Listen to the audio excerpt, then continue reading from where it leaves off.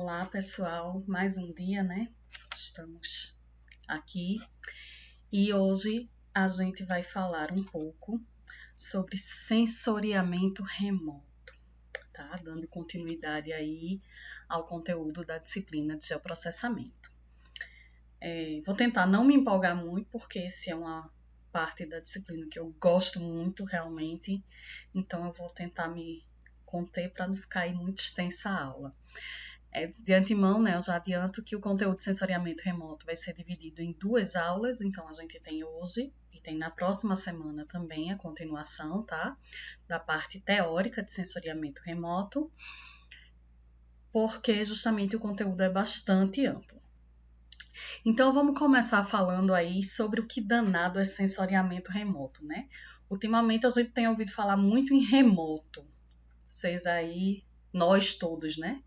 Vocês estão no ensino remoto, a gente está aqui no trabalho remoto. O que quer dizer remoto? Quer dizer que a gente não precisa ir lá no local, né? Então, no caso, o ensino remoto prevê que vocês não precisam ir na escola para ter aula. Vocês estão tendo aula utilizando aí ferramentas tecnológicas, né? À distância.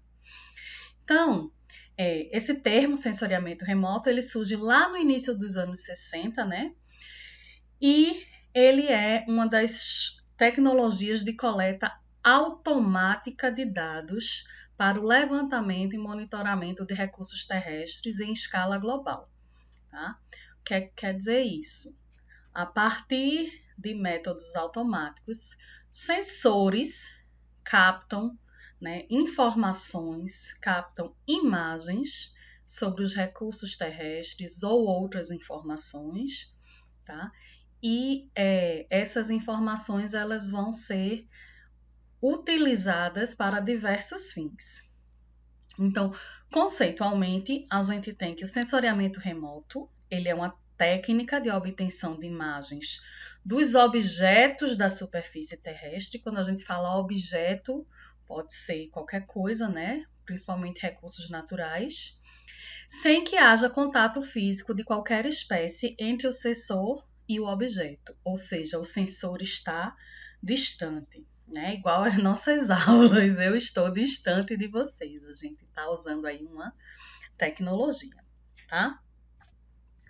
E aí vários conceitos, né? Vários autores, eles trabalham sensoriamento remoto e a gente tem aí alguns conceitos, todos eles muito parecidos, né? Que pressupõem principalmente que não há contato físico com o alvo que a gente quer adquirir essa informação. Mas eu vou destacar aqui, né? Esses dois conceitos aqui de Schoengert, né, que ele fala que é um processo de medição de propriedades de objetos da superfície, usando dados adquiridos a partir de aeronaves e satélites. Então, esse aí é bem focado, né, na parte de sensoriamento remoto que a gente quer, né, de obtenção de imagens a partir de sensores instalados em satélites. E a gente tem ainda, né, o conceito que diz que é uma ciência que visa obter imagens da superfície terrestre por meio da detecção e medição quantitativa das respostas das interações da radiação eletromagnética com os materiais terrestres. Então, esse conceito aqui ele é um pouco mais amplo e a gente vai falar sobre isso especificamente, ou seja, interação da radiação eletromagnética com os materiais terrestres na próxima aula, tá? Mas de antemão, o que é que eu posso dizer a vocês? Juntando aqui esses dois conceitos, né? Cada objeto da superfície terrestre, ele tem uma característica, uma propriedade física, química, tá certo? Biológica.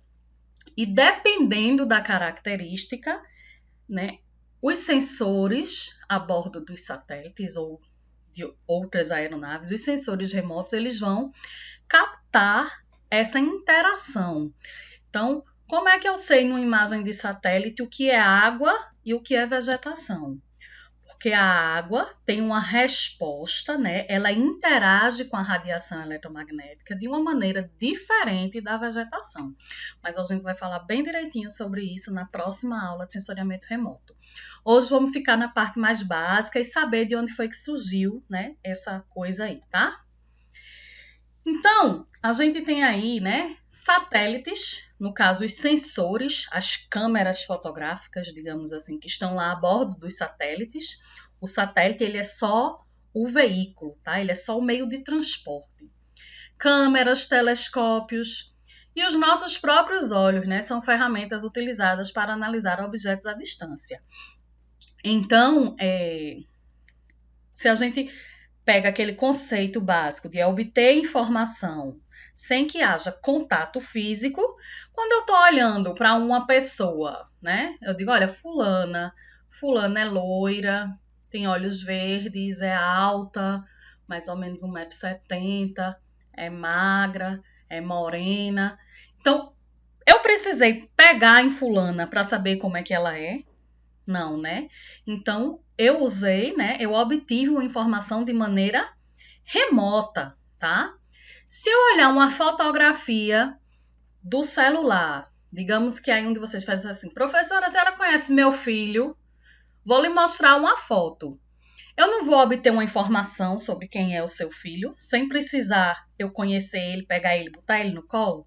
Então, a câmera fotográfica, ela também é um sensor remoto, porque ela permite captar esse tipo de informação sem contato, né? E aí a fotografia é o resultado dessa obtenção de imagem. Então, né, a gente tem aqui uma câmera, um telescópio, onde a gente pode observar as estrelas, o próprio olho humano, tá? E aí, a gente tem para a gente entender assim, quando diz o objetivo principal do sensoriamento remoto é a expansão da percepção sensorial do ser humano, seja por meio da visão panorâmica ou ainda pela obtenção de informações em regiões do espectro eletromagnético inacessíveis à visão humana. O que é que isso quer dizer? Hoje, as tecnologias de sensoriamento remoto, né, elas nos permitem enxergar coisas que a gente não conseguiria ver a olho nu, digamos assim. Então, por exemplo, a gente tem, né, dentro do espectro eletromagnético, a gente tem a faixa do visível, que é o que a gente consegue ver, tá? E a gente tem, por exemplo, o infravermelho, né? As radiações que a gente não consegue ver. Então, vocês já devem ter visto em algum filme, em algum seriado, alguma coisa, aquelas pessoas que usam uma câmera específica que detecta temperatura, tá? Então, essa câmera específica que detecta a temperatura, digamos que a gente está no escuro absoluto, no escuro total, né? Lá no meio da selva, sem nenhuma luz, nem a noite de lua cheia, nem nada. A gente consegue ver alguma coisa se não tiver a luz? Não, né? Porque nosso olho, ele é um sensor remoto, porém, ele é um sensor remoto que a gente vai ver já já, do tipo que a gente chama de passivo. Então, a gente precisa que haja incidência da luz, a fonte de energia, né, eletromagnética, para que a gente possa enxergar o alvo. Sem luz a gente não enxerga. Então, quando a gente usa um óculos de infravermelho, uma câmera de infravermelho, a gente consegue enxergar a temperatura, né, na banda termal. Então, isso está ampliando a nossa percepção sensorial. Uma coisa que eu não enxergaria sem aquele equipamento, eu consigo agora, né, minha percepção ela foi expandida graças ao uso de um equipamento.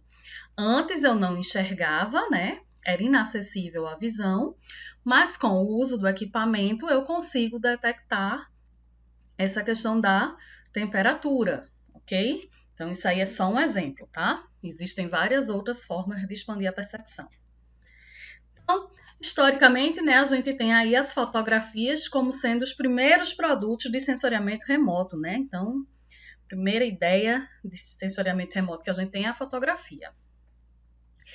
E aí a gente vem, né, e divide a história do sensoriamento em dois períodos. Um período que vai até 1960, né, e nesse período aí se utilizava principalmente fotografias aéreas, balões e depois aviões, vou mostrar ali para vocês. E o segundo período ele se inicia nos anos 60 e vem até os dias de hoje, e a característica dele principal é que existe uma multiplicidade, uma variedade enorme de sistemas sensores. Então, a gente vai ter aí vários tipos de sensores que podem ser instalados a bordo dos satélites. A gente tem os drones, né, os veículos aéreos não tripulados, radares, os próprios aviões coletando imagens, né, com câmeras. Então, a gente tem os radiômetros, a gente tem uma série de sistemas sensores, tá?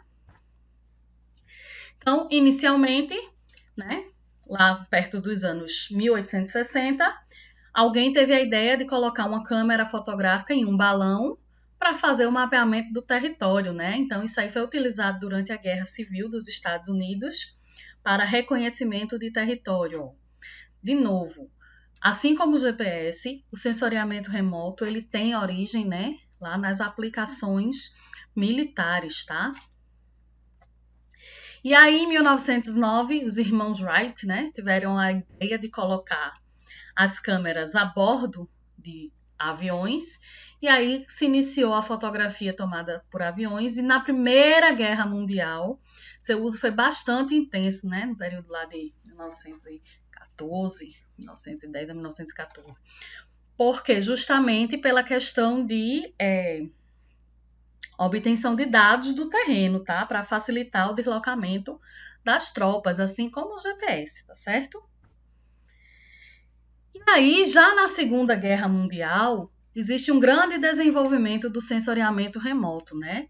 E é quando se desenvolve o filme infravermelho, que era para detectar camuflagem. Então, aquilo que eu estava falando agora há pouco, né? Imagine lá na guerra, tá? O pessoal tudo escondido, tudo camuflado, a visão humana, né? A gente não conseguiria perceber, tá? A gente não, né? Que eu não estava lá, Deus me livre.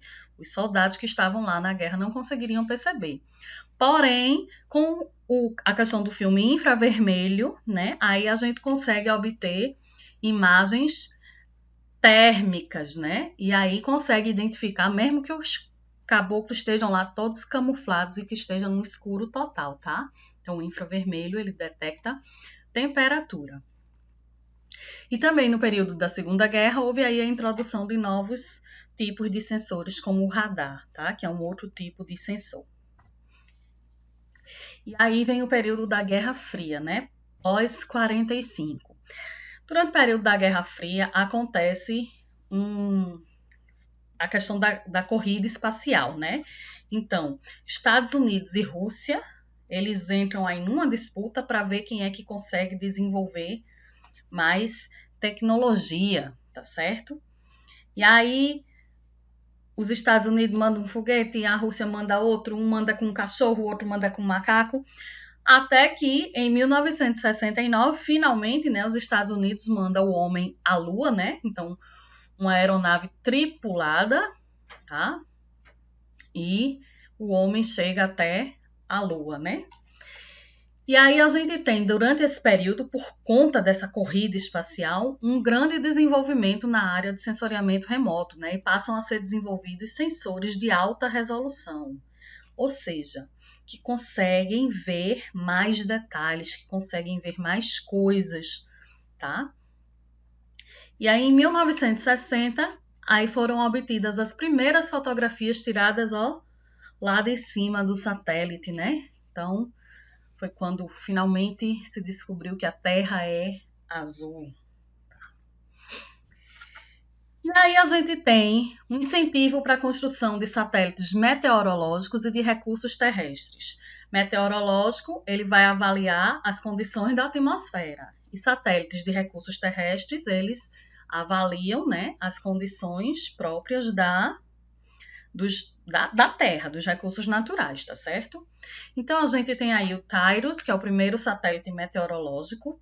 Os satélites meteorológicos evoluíram, né, de uma maneira surpreendente. A gente hoje tem satélites que eles conseguem fazer previsões, né, a longo prazo, conseguem aí identificar fenômenos na atmosfera que ainda estão se formando, tá?